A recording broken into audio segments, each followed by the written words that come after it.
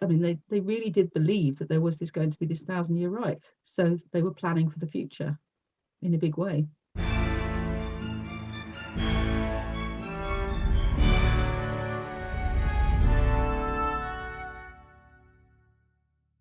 Hello and welcome to the Aspects of History podcast. My name's Oliver Webb-Carter and I'm the editor.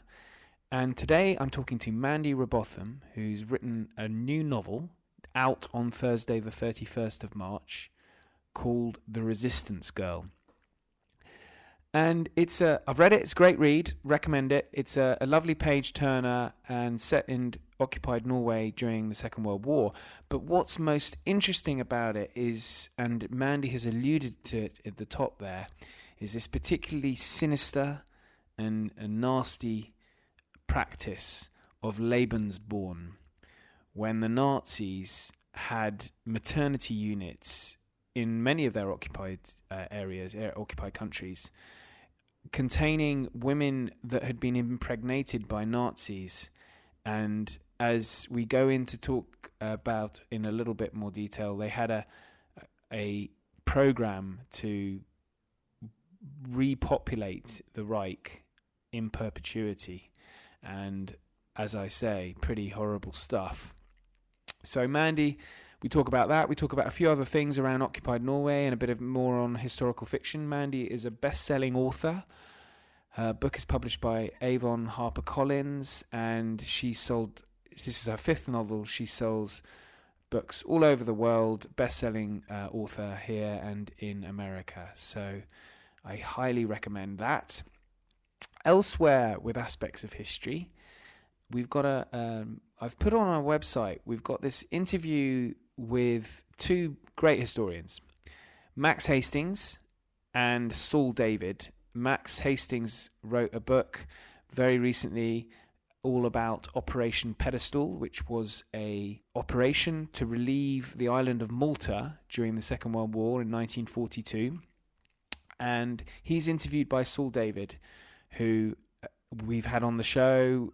He is a historian of the Second World War, and the two men chat about this incredible event. Actually, I recommend the interview because Max's character really comes out in it, and it's on our homepage. You can't miss it. Elsewhere, we've got something on espionage in Berlin during the Cold War, written by a German historian called Bernd von Koska. You'll find that in our articles section. And also, the voucher code is still valid for listeners to my podcast. You can go to the show notes where you'll see the code. It's history 50%. If you add that at checkout, you get an annual subscription to Aspects of History magazine featuring contributions from authors like Max Hastings and Simon Sebag Montefiore and Daisy Dunn and Tessa Dunlop. And you will be able to get that annual subscription for only $4.99. So that's 6 issues we publish every other month for only £4.99. Easter's coming. You can get it as a gift for Easter. I don't know if we all do presents for Easter, but why? If you don't, why not start now? So I have finished rabbiting on. Without further ado, I'll hand you over to me talking to Mandy Robotham all about occupied Norway in the Second World War. I hope you enjoy it.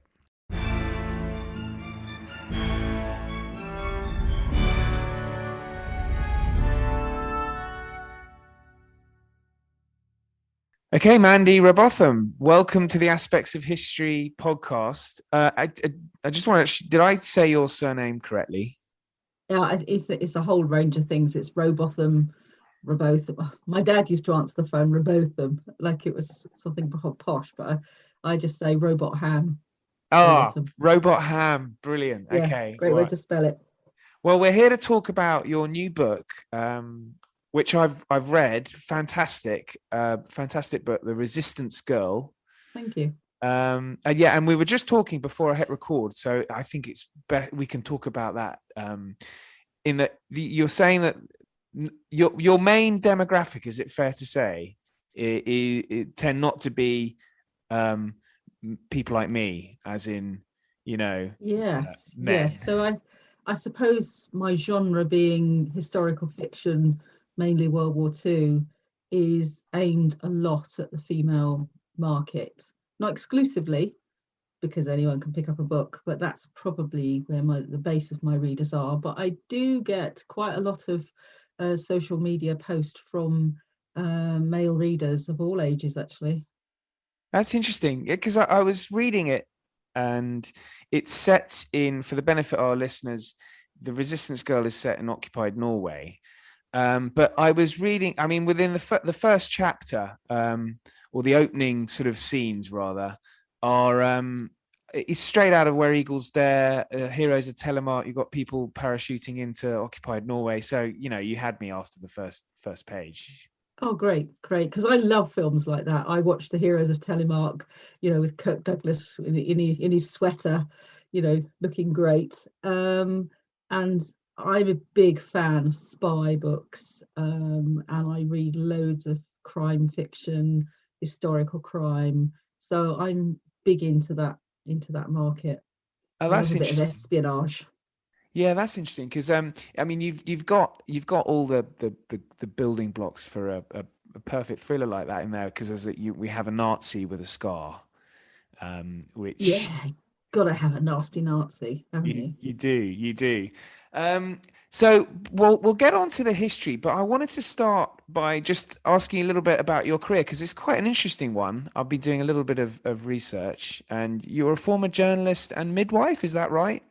Yeah, so I started off when I came out of university many, many moons ago. I started off as a trainee journalist, reporter on local papers.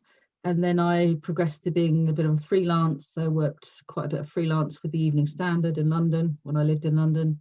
And then I moved on to magazines. And then up popped my first baby. I had this baby, and then it was like a blue light moment, an epiphany, and I decided then and there I had to be a midwife, which with a new baby wasn't the best idea, but it worked. And then I trained to be a midwife, which took 3 years, and then I worked for the next 20 in the NHS, attached to a brilliant birth centre in Stroud in Gloucestershire. Got to give it a plug. Stroud Maternity Unit, best place on earth to have a baby. Brilliant. Had both my babies there, and then but finally the writing bug never left me. I always wanted to write a book. I always wanted to write something more than it was a feature or an article. And so I went back to uni again, to Oxford Brookes, and I did an MA, Masters in Creative Writing there while I was working. And is this your fifth book? This is my fifth book, yeah. So with Avon HarperCollins. Brilliant. Okay, so now I wanted to ask you a little bit about your previous life as a midwife. Because actually, a very good a friend of mine quit her high profile job in fashion to become a midwife. It's so it does seem to be quite a seductive. Well, I call it a job. It probably doesn't feel like a job. It grabs at you, I think. It grabs Right. at you. It's much more than 9 to 5. Given that babies come at all hours. But yes, I did give a lot of my life. I missed a lot of kids' birthday parties and family events to be at births, and maybe that's a good or a bad thing, I don't know. Wow. But yes, I was out at all hours, on call quite a lot of the time, and I specialised quite a lot in home birth and birth in the small midwife-led unit, which is mainly what I write about. I don't pretend to be a hospital midwife. I haven't been for many, many years. So all the births that I write about are scenarios that I've been in myself, albeit in a different historical setting. So there's a birth in a crate in this novel. She's Is not that actually in a crate. No, she well? comes out of the crate. I know. Yeah. Yeah. Luckily, she comes out of the crate for that one. But no spoilers. No spoilers. Yeah, there's a couple of births in this one. It's 3 books since I wrote about birth, so I thought it was about time I returned. Yeah, great stuff. And now I've got to ask, because we've just had a hit TV show in this country called "This Is Going to Hurt," which is all about a birth unit. Now I know you've mentioned you maybe didn't work in the sort of unit like that, but what did you think of the TV show? Because it's been Wouldn't quite watch it. controversial. Oh, you haven't watched it? Is Wouldn't that an watch it. active No. decision? Don't want to watch it? Yeah, No. I don't necessarily agree with that warts and all policy. Interesting. You won't find me writing about the real stuff. Yeah. Okay. Right. Well, let's get on with Norway. So, occupied Norway, and the novel starts in January 42. So, Norway's been invaded. The British had a failed attempt at resisting German invasion in That's right. 1940. So, yeah, why did you pick Norway, occupied Norway, for the subject of your book? I like to go to places where the obvious theatre of war is not happening. One of the books, I went to Venice. One was in just the year set in Berlin, just the year before war. I like to go to places where there's not an obvious a known theatre of war, and I love Scandinavia, and I just thought it was a really interesting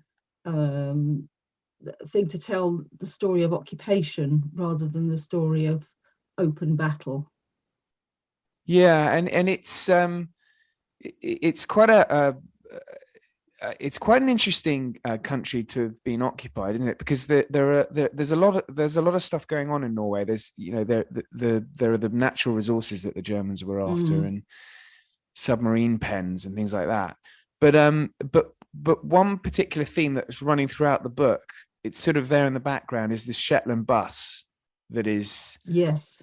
Can you talk a little bit about that? Because this is something that's, I mean, I wasn't aware of until about a year ago, but it's quite an interesting story. I thought it was a fairy story when I first heard it, and that's what I've subsequently written in an article for the Shetland Times, that I really honestly thought it was a sort of a film spec when I first heard it. It is an amazing thing, is that the British military, a whole plus a huge amount of Norwegian sailors that were not Norwegian Navy, just very, very brave individuals, actually manned this thing called the Shetland bus. It was a collection of trawlers initially that went across from Shetland, which is 300 miles west of Norway, in the very unforgiving North Sea, and to ferry munitions, money, food, agents, refugees, anything basically they could hide in a trawler.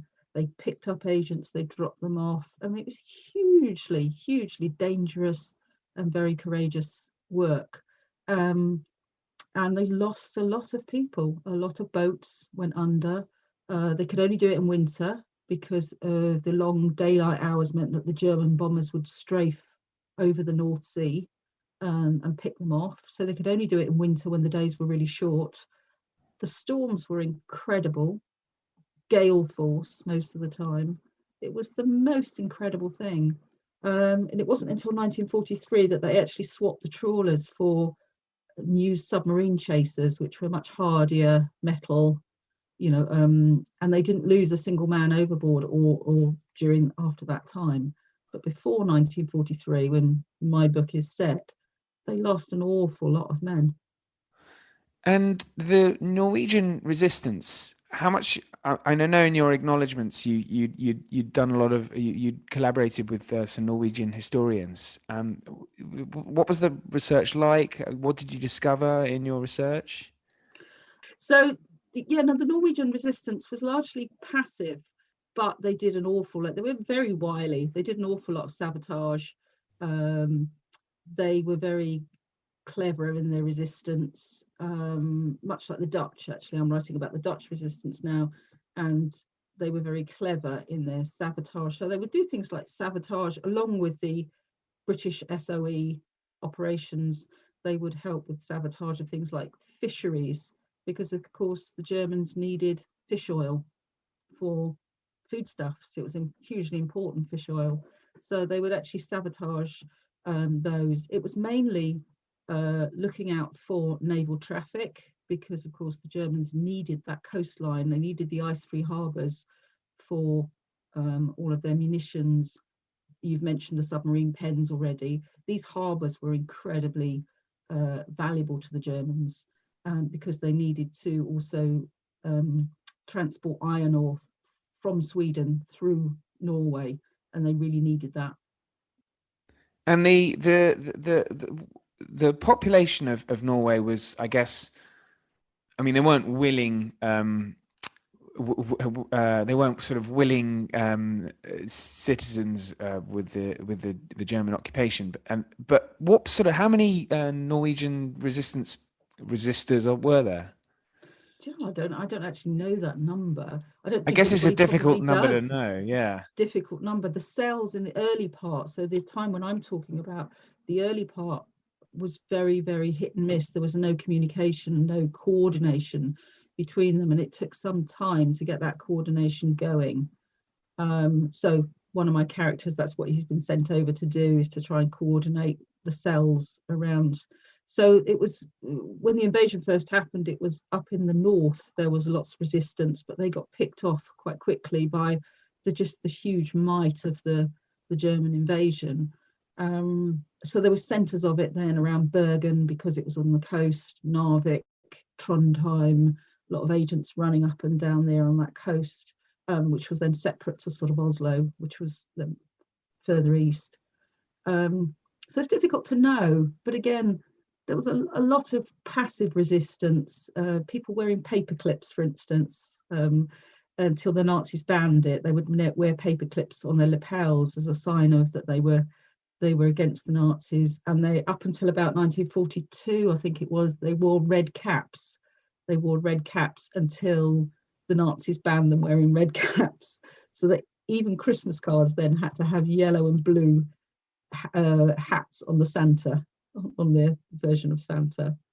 So it was quite a sort of, it was passive, but it was very patriotic, very patriotic. Oh, that's fantastic. Now to contrast that with the patriotic approach, there's the famous Quisling, Quisling, who was sort of the puppet leader, but then any collaborator was then viewed as a Quisling. So there were, I mean, in any country, if you look at wartime in any country, even in England, we had fifth columnists. There were fifth columnists in England betraying. The most famous one, there's Lord Haw. There were traitors in every single country, in France, in Holland, in Belgium, everywhere. You're always going to get people that are beholden, either ideologically, or they're being threatened, or their family is being threatened, one or the other, you know. And there were, you have to be honest, there were some Norwegians who thought that the Germans might give them a better life, because the Germans were there to befriend them. That's what they wanted to do. They didn't want to make enemies of the Norwegian people. They befriended them because they wanted to absorb them into the Reich. The King of Norway was there's actually been a film made about it. Have you seen it? It's I haven't seen that film, but I think it was one I was going to watch among the many that I did. Yeah, King Haakon the Seventh, I think, is it? Yes. So he is sort of booted up, or he flees for London, doesn't he? Yeah, in June 1940. So he gets out along with the cabinet, and they'd been to Parliament. I think the Parliament is called the Storting.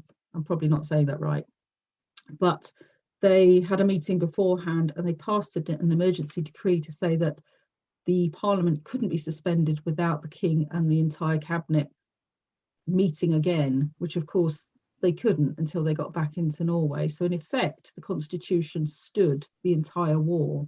It just wasn't on Norwegian soil. So Norwegian people were very loyal to the King on the whole, on the most part. Well, I was reading that the Nazis then introduced the Reichskommissar, yes, who, in the annals of unpleasant people, he does seem particularly unpleasant.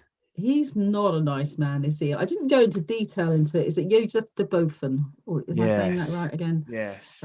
But he did come across to the Bergen area during the Televad crisis, which was in April 42, when two German Gestapo were killed in a sort of skirmish, as it were, with some SOE agents. And basically he came and then annihilated the entire island and took all the people off it and imprisoned them just for. So yeah, he was not a nice character. And I know some of them were sent to Sachsenhausen concentration camp in Berlin. You've written a couple of books about Berlin. Have you? I don't know if you've been to Sachsenhausen. I have been to Sachsenhausen because actually my third novel focused on quite a lot on Sachsenhausen, so I did go to visit it, and yeah, incredible. A small camp compared to things like Auschwitz and Bergen-Belsen, but nevertheless very chilling to actually be on that soil. I went quite soon after the wall came down, and so the Russians had kept it quite similar to how it had been in 1945. So yes, moving on to some of the Nazi characters. I like the way you write about them, because it's very easy to make them into monsters. But there's the and we'll talk a little bit about the Lebensborn. That's a sort of horrific it's an ideological approach from the Nazis, but there's one particular Nazi character who's in charge of the sort of maternity unit, the sort of Nazi midwife, as it were. But he's got this it's this unpleasant aroma which really does rise from the page, I think. Well, I just think that there was a lot of eating and drinking. I mean, the Norwegians went through rationing, but the Germans certainly didn't, and so they quite happily patronized two hotels called the Norge and the Bristol, and they ate very well.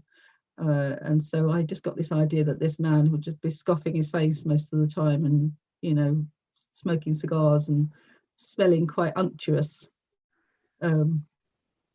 throughout. And also he has this, I didn't like him because I know I made him, but I didn't like him because he seemed to have this complete disdain for women, and he was just there to sort of oversee these women, as it were. He'd rather be out doing something else, but so every so often he'd just visit and spray his aroma everywhere. So yeah, I don't quite know if I pictured him on anybody in particular, but he was just an unpleasant, nasty man. Yes, well, yeah, well, whoever is a model for that will that wouldn't be happy news. And yeah, so let's talk about Lebensborn. It's this sort of ideological drive, really, to, well, you'd know a lot more about it than I do. Yes, it was. I mean, it's bizarre talking about it because it's a completely bizarre thing, but it was the brainchild of Heinrich Himmler, who is again quite a distinctly unpleasant individual, and he was fairly obsessed by this Aryan perfection, the blonde, the blue-eyed, and because the Nordic look, they seem to align themselves, German Aryans, with this Nordic look, and they wanted to merge the two cultures and races with this idea. So, and in fact, sex outside marriage and birth outside marriage was generally, in that time, frowned upon, but actually not if you were an SS officer. If you were an SS officer, it appears you could spray your seed as far as you wanted, and then they would support the women. So sometimes it was a case of a German officer falling in love with a Norwegian woman, and some of them did go off to Germany. Some of the women did get married, go off to Germany and begin a new life, and it was genuine love. But a lot of the time it wasn't.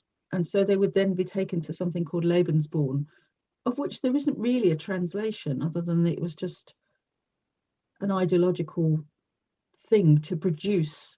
It was called "Give a Child to the Führer," and I can't say the German, but the phrase upon it was "Give a Child to the Führer," and it happened all over Europe. There's some very, very sad tales in Romania, Poland, across the Baltic states, of children actually being just stolen, basically.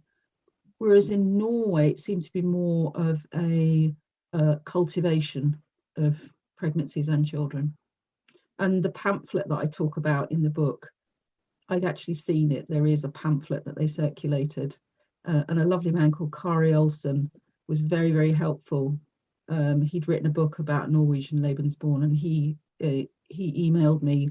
I back and forth with lots of questions and things, and he actually showed me this pamphlet where the Nazis said, "This is the type of baby that we want. This is the type of baby that we do not want," with pictures as well. So very, very cold, calculated. They had a vision, and they were going for it. Presumably, what they were after blonde-haired, blue-eyed visions of Aryan perfection. Yes, yeah, that's what they wanted, and because they thought that, I mean, they really did believe that there was going to be this 1,000-year Reich, so they were planning for the future in a big way. It's so horrifying, really. I mean, there's all the other thing is that I guess I wasn't really aware of the Norwegian aspect of this, and it's just yet another horror that one discovers about World War II and the Nazi ideology. Yeah, it's just like the art world, isn't it? Like the film The Monuments Men. You didn't realize there was so much of that going on until somebody brings it to the public fore, and you see things like that. But yeah, they were outsourcing big time. And you read things like The Handmaid's Tale, which is brilliant, but they were doing it for real before that came out. Yeah, it's frightening. It really is.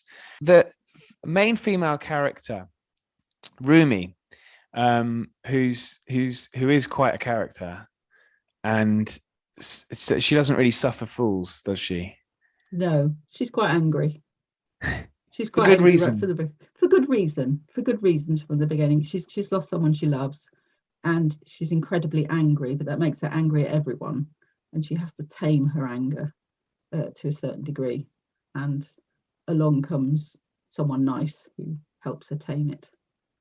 And her name, Rumi, is not actually a Norwegian name, is it? No, it's after a baby that I looked after many, many years ago. She's about 17 or 18 now, and she's called Rumi Blue. And it always stuck with me. Where I live in Stroud, in Gloucestershire, we have a lot of unusual names. Suffice to say that if you came up with any kind of name for a baby, it wouldn't shock anyone in this town. So, but I thought Rumi was a beautiful name. And then I very happily got to be with her mum's next birth, which was about sort of 14 years later, and she was present, and she's a lovely person, and I sort of I appropriated her name. Is it Persian? It's I looked it up. It's either Persian and it's Japanese as well.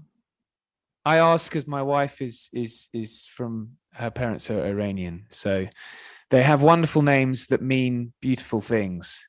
Yes, I think it means beauty. According to the internet, anyway, it's either Persian or Japanese, and it means beauty in that. Yeah. So I thought, since that she's not a classic beauty, and I make that plain, she's a sort of strong, quite broad. I didn't want this, typical, blondie, lovely. She's a fisherman's daughter, and she looks like one. And the reprisals that I know we've mentioned one in particular, but I just wanted to understand a little bit more about some of the reprisals that were against the civilians that the Nazis perpetrated, because it's like it was quite difficult for the Germans in one way, because they viewed the Norwegians as their allies in a way, didn't they? Yes, they did. And I did talk about some reprisals, and some of those I've played with, because this is a book of fiction. You can play with things. Dates that are set in stone, you can't. But there are some incidences I've played with, and some of those. But there were, yes, I mean, there were reprisals, especially for people harbouring agents. I've already mentioned Tel Aviv, where they basically burned the entire village and took all the people off it. A lot of them went to camps, women and children included. But agents were particularly, after a certain point in the war, the Nazis decreed that any agents court did not need to have a trial. They were just shot on sight. There was an incident, I think I referred to it early on, where some people on the Shetland bus were infiltrated by a German pretending to be part of the resistance, and they were all horribly tortured and shot as well. So And these were civilians as well. These weren't all SOE agents. They were civilians working for the resistance. So yeah, there were a lot of reprisals. And so I guess that means, I mean, it's always that difficult moral dilemma, I suppose, if you were a civilian in occupied Norway, how you wanted to, whether you would choose to go along with things, or even if you're an SOE agent carrying out attacks that you know will result in the killing of your countrymen. It's just a horrific situation to be in that's dealt with quite well in your book. Yeah, I call it the human calculation, and that there is no answer to the human calculation. It's war. It's almost like everything gets suspended in war, and although we had the Geneva Convention, things just happen that shouldn't have happened because it's war. Doesn't make it right, but it just makes it a reality, as we're seeing probably now in conflicts that happen all over the world now. Moral standards just disappear. Yeah, we certainly are seeing that now.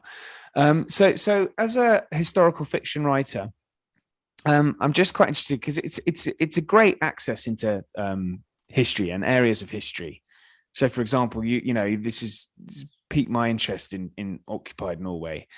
But I wonder, as a fiction writer, I guess it depends on the subject, but how do you deal with when we all know the Germans ultimately lose, or if you're writing about Berlin in 1938, which I know you've done, we all know the war's going to start in 39. But so how do you kind of maintain suspense or interest when, with historical fiction, and particularly World War II, many people know kind of some of the broad strokes of what's going to happen? That's a good question. I think sometimes it's an advantage because people know that there is what we think is a good outcome. Okay. I mean, I think even the German nation of today would say it was the best outcome. Not necessarily the German people of 45, but the world knows that it was a good ending in terms of who we lost to the world. I think in your characters, I think you have to keep the characters have to asking questions of the time. So it's your characters that keep saying, God, I wonder what's going to happen. I wonder what's going to happen. Of course, the reader thinks, ha, ha, ha, ha, ha, I know what's going to happen. And so you do know that there's going to be an overall happy ending to the world resolve, but you can still make it quite perilous. And I do kill off quite a few of my characters because every so often you have to, because that's real. It didn't all have a happy ending.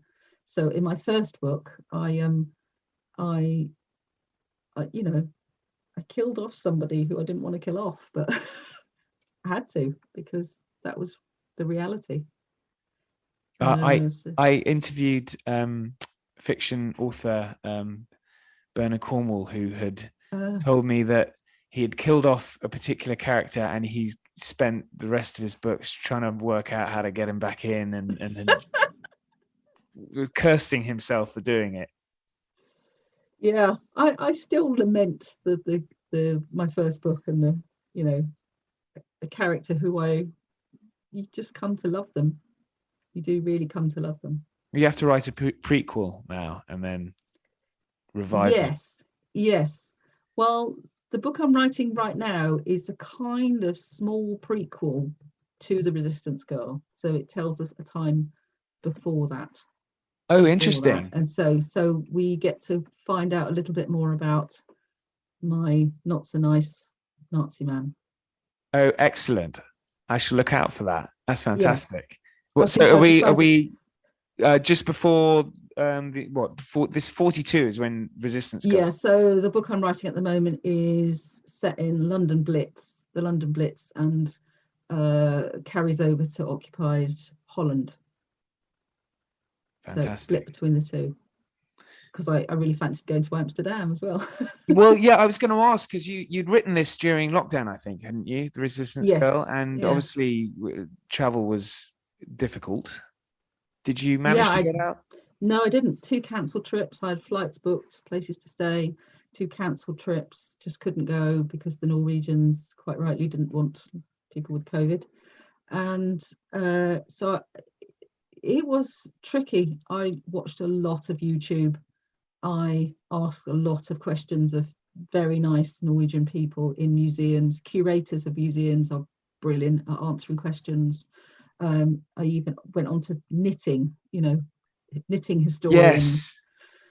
Knitting is a key pastime for a lot of these characters. Yes, yeah. So I even went into the sort of the real history of the knitting. I just hope I've done it. And ironically, just yesterday, I've booked my tickets to go to Bergen finally. And so I will be going. In hindsight, the book will be out. I can't change anything. But I did try to get I think I wrote to someone and said, just can you give me a sense of spring in Bergen? And she gave me a few really good pointers, and so the people of Bergen were incredibly generous in giving their time to a wanton historical fiction writer. They probably thought it was a bit nuts. Oh, well, it's great because you get all the seasons in the story, so yes, I particularly like writing about winter. I'm a winter person, and I like writing about winter. Fantastic. Right. Well, I don't think I had any more, so it's been so interesting to talk to you. Well, thank you. And the date we need to the book is out, I think, very soon. March 31st in the UK, and then just a couple of weeks afterwards in the US and Canada and worldwide. Well, best of luck with that. As I say, I recommend our listeners buy it, read it, because it's a rollicking read. I really enjoyed it. Thank you very much. And thank you for having me. A pleasure. I really enjoyed chatting with Mandy.